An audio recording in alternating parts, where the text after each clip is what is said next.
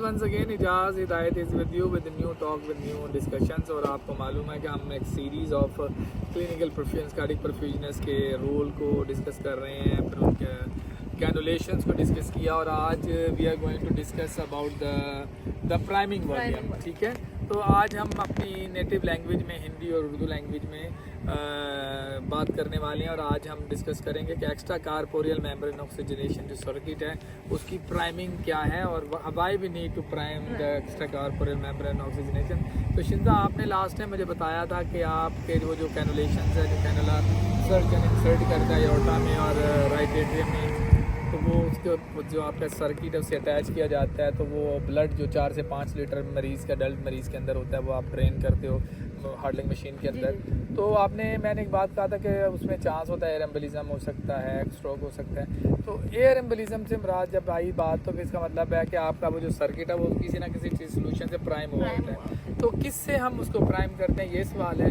तो आप मुझे सवाल करेंगे कि मैं आपसे सवाल करूँ? आज मैं आपसे सवाल करती हूँ। बताएं। तो ऊँची थोड़ा बोलें ना।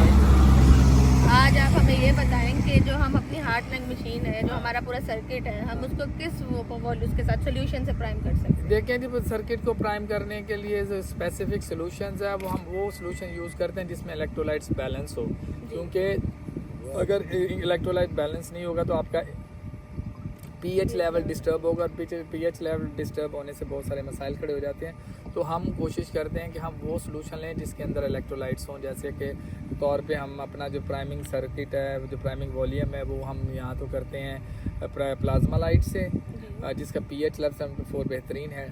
फिर हम नोमोसोल भी यूज़ कर सकते हैं और हम रिंग इलेक्टेड सोल्यूशन है उसको भी यूज़ करते हैं। तो तकरीबन जो अडल्ट सर्किट होता है 1 से 1.2 लीटर प्राइमिंग वॉल्यूम होता है। और जब हम उसको प्राइम करते हैं सर्किट, और हम ये कोशिश करते हैं, ये ध्यान रखते हैं कि उसमें कोई माइक्रो बबल ना हो, ताकि we want to prevent air embolism. क्यों हम नहीं चाहते कि जो आर्टीरियल सिस्टम है जो कनेक्टेड विद आवर सर्किट से हुआ होता है उसके थ्रू पे हम हवा मरीज़ को ना, अगर मरीज़ को एयर चला जाएगा तो वो एयर आपके ब्रेन में जाके स्टोर कर सकती है, आपके हाथ को पैरालाइज कर सकती है, आपके किसी पाँव के या टांग इफेक्ट हो सकती है। उसकी वजह ये है, इसलिए मैंने पहले भी कहा था कि आपका जो कार्डिक परफ्यूजनिस्ट है, जो क्लिनिकल परफ्यूजनिस्ट, वो एक्सपर्ट और फुली ग्रेजुएट होना चाहिए, जिसको होना चाहिए अपने प्राइमिंग सॉल्यूशंस के बारे में। और जब हम सर्किट को प्राइम करते हैं और फ्री ऑफ एयर रखते हैं, तो बुक करते हैं, तो उससे बेनिफिट हमें ये मिलता है, 2 चीज़ों का भला होता है। भला क्या? एक तो ये होता है कि आपको ब्लड नहीं डालना पड़ता, तो जो मरीज़ का अपना खून है वही काफ़ी होता है। और कभी कभी ज़रूरत पड़ जाता है जो मरीज़ अनीमिक होते हैं, अदरवाइज़ तो आप जब वो 1 से 1.5 लीटर जो आपका रिंगर है, या समझ लें कि प्लाज्मा लाइट है, या आप समझ लें कि नोमोसोल है, आप उससे प्राइम करते हैं तो आपकी जो हीमोग्लोबिन हेमाटोक्रेट है वो डाइल्यूट हो जाता है, डाइल्यूशन होता है। तो इससे डाइल्यूशन होने से हमें बेनिफिट ये मिलता है कि आपका जो है ना हेमाटोक्रेट जब डिक्रीज़ होता है तो आपका प्राइमिंग वॉल्यूम बढ़ जाता है। जब प्राइमिंग वॉल्यूम बढ़ने से आपका हेमाटोक्रेट डिक्रीज़ होता है, लेकिन 25 से 30% के दरमियान में हम रखते हैं, ताकि जो ब्लड की जो आरबीसीज़ की ट्रांसपोर्टेशन है वो क्विक हो। अगर हम उसके विस्कोसिटी को कम नहीं करेंगे प्राइमिंग सोल्यूशन के साथ, तो ये आ गया गाढ़ापन।